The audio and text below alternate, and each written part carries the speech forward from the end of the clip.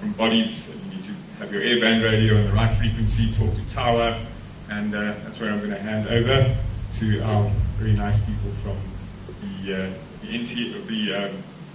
nice people, he said. Scary people. Yeah, sometimes. There you go.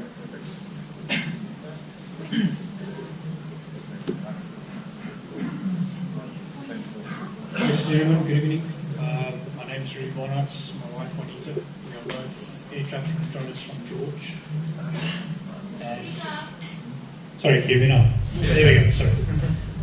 Juanita, our correction already, and my wife Juanita, we're both air traffic controllers from George. And I'd like to extend a thank you on behalf of ATNS George for giving us this opportunity to come and speak to you guys and actually just supplement what Sean and David has presented to you.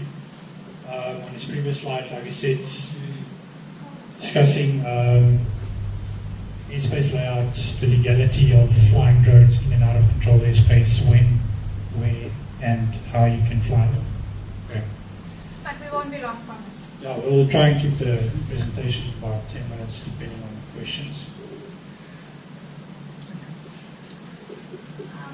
Okay, hi guys, I'm Juanita. So Rudy and I do most of the airspace briefings in the George, the Garden Route area, all the way from Mossel Bay basically to wherever people request. So we're always available, the both of us. If you need clarity on something, you can just phone the tower and ask for us.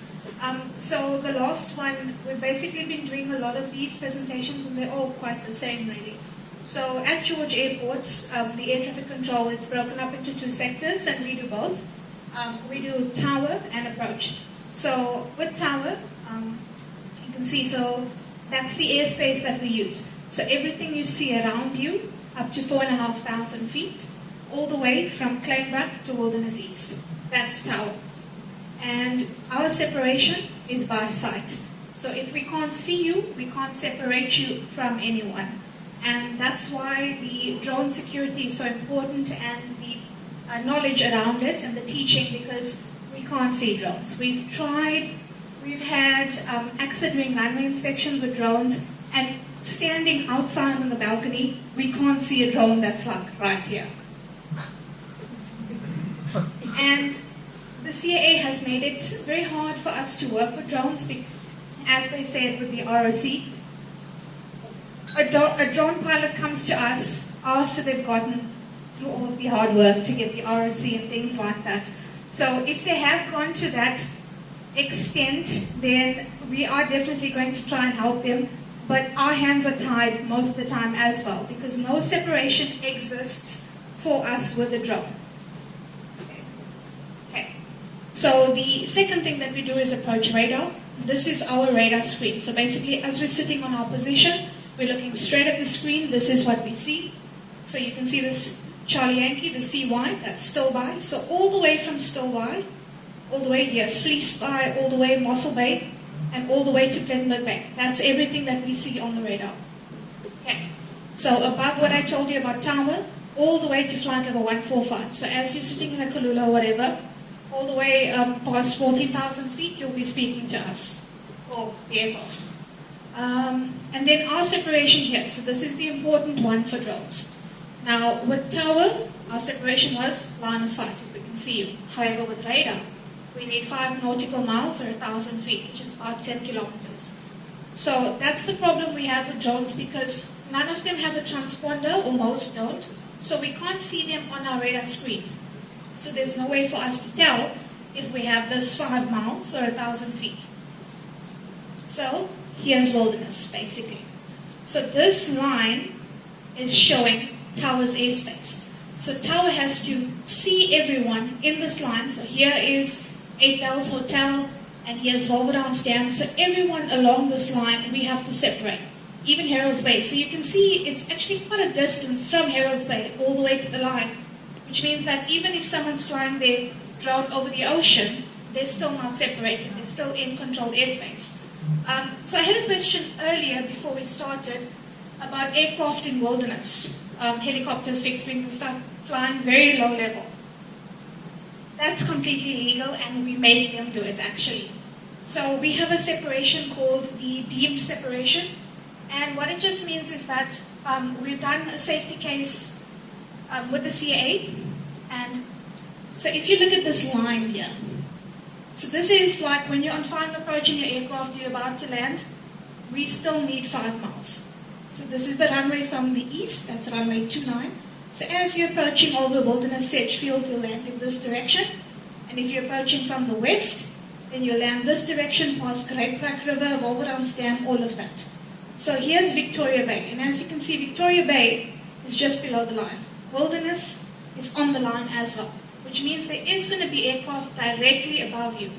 So all the low-level aircraft you see, our deemed separation is 1,000 feet or below seaward side of the coast.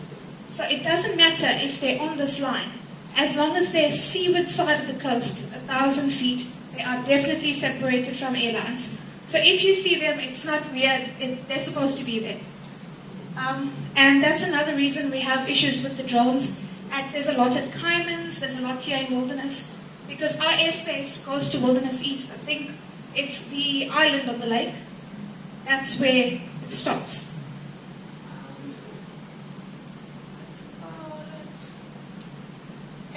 So this is taken directly from the CAA website. Because we don't have a separation, we have to go by these rules. And on the RPAS section, or the drone section of the CAA website, so all of these people know already, not near manned aircraft, but the important one for us is number 2, 10 kilometers or closer to an aerodrome. So this, all the time. Drones have to stay away from airports all the time. But the biggest one, controlled airspace. So people don't understand the concept of controlled airspace. And a lot of the drones, even the Phantom, DJI has programmed most of the drones to fly outside of 10 kilometers, yes. It's okay. But even in George, if you're outside of 10 kilometers, you're still in controlled airspace. Because anywhere west of Wilderness East is controlled airspace. And that's during operating hours of the airport itself. So we close from Monday to Thursday at 7 p.m. basically. So after 7 p.m., then the 10-kilometer rule applies, the second one. So then the boundary moves from Wilderness East to a 10-kilometer radius. Then people can go crazy. You can do what you want with your drone. Another thing, the unit of measurement ATC uses is nautical miles. So if you want to figure out how much or how big is 10 kilometers, you take, I think it's 1.75, you times it 1.8 to get nautical miles. So our lateral limit from George is actually 13 miles to the east and the west. So as you can see, it's quite a big chunk of airspace that we're actually controlling. And that's where the conflict has come between civil aviation and drone operations, where people think, but I'm not in danger, I'm only flying 50 or 60 feet from the ground, but you're still within controlled airspace. You know what I mean? So that's why you have to go through that lengthy process. Unfortunately, I wish we can get a more efficient system for the guys. But that's where the conflict comes in between unmanned air vehicles and actual aircraft operating in the same airspace. Also, previously she mentioned something about transponder, what we need to have to monitor aircraft on radar. So what a transponder is, if we issue you with a code, our radar is going to transmit this code. So let's say, for instance, 1, 2, 3, 4 is your transponder code. So the radar turns in a 360 direction, and it's transmitting this code out in a 360 direction. What a transponder does is it emits the same code, and as the UAV or the aircraft is transmitting the 1, 2, 3, 4, the radar is picking up, oh, okay, there's a signal, there's the position, the height, the airspeed of the aircraft. So that's how we collect our radar data and can pinpoint where an aircraft is. Unfortunately, at this stage with UAVs, the technology is not there yet. So that's what makes it a bit complicated for us to keep line of sight and separation with actual aircraft. So that's where the complication comes in. And just to give you guys an idea of what he means with the transponder and everything, so this is an actual, I just took this when I was on position the one day, just a photo of my screen. So here is Zulu Tango Romeo Yankee Echo. So this is just a helicopter that goes, you can see this is quite far. I mean, Harold's Bay is here, and we said this is like, what, 6 miles out? And he is like in the middle of the ocean. So these helicopters go offshore. It used to be Petro SA and things like that. So that's why we can't allow drones seaward side of the coast unless they give us the heads up, because we've always got him out here or one of their colleagues. So if you look at this basically, so here's his call sign, and you can see on the drone has its own call sign, Zulu Tango X-Ray Tango Bravo. And then if you look here, so this with the underline, that's his actual altitude, so that's what the transponder gives us. So if you just add 2 zeros, he's at 1,700 feet. What I cleared him to was 1,500. His speed here with the 0 is 140 knots. And then he's heading for runway 11, which means he'll route inbound for runway 11. So that's why we can't separate him from a drone, because we have all of this information, but we've got nothing from a drone.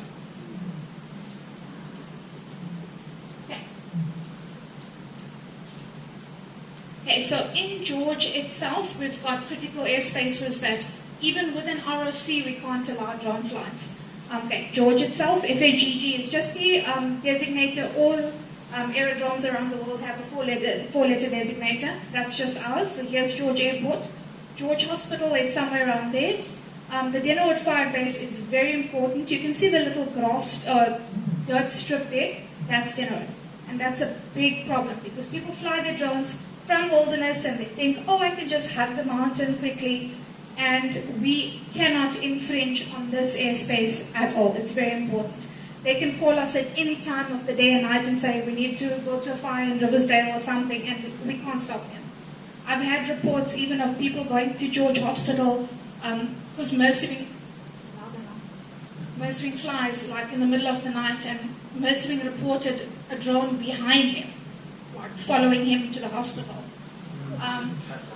Yeah. And then we've got Titan Offshore as well. So it's that same helicopter that goes in the middle of the ocean. They've got another base in the middle of George, basically George Industrial. Okay. So here's another look at our airspace. So you can see Wilderness Town, where we are now, is quite inside the line. So this is the line of our airspace. And here's Wilderness. So the line is quite here. Hookville and stuff is still there. Lapan Airfield is somewhere there just outside.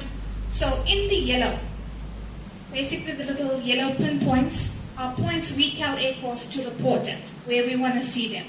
So aircraft routing from the east, from Plettenberg Bay, we'll tell them report at Wilderness East. Or just Obai, things like that, Great White River, Wolverhampton. And you can see on here where the critical airspaces are. So even along the coastline, so we'd have light aircraft less than 1,000 feet. And if it's a helicopter, he's going to be below the coastline. He's going to be like 200 feet. They don't care.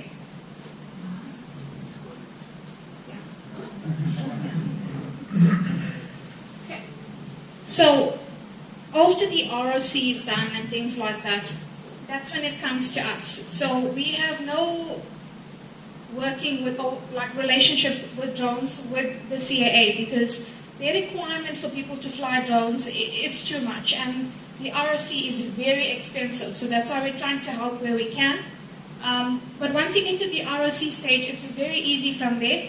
Okay, the first one on LOA is we need a letter of agreement. It's just a small document where you say what drone you have, the specs of the drone, and what type of business you're going to be doing. And then this is a KMO FUA. So there's a section of our company that handles flexible airspace, things like hot air balloons and air shows and things like that. So the drones, you need to have like a little document with them. And once that happens, then it comes to us. So we have this document in the tower all the time, and every time a drone wants to fly, they quickly file a flight plan, unless it's emergency services, and they just phone the tower and they say, okay, I need to be at this place at this time and at whatever altitude, and then there's no restrictions. Unless it is specified in the FUA, Yes. what restrictions they might. Yeah. Yeah, and most of the time we just ask to phone us once complete, that's it. So the biggest hurdle is the RSC, unfortunately. That's about it.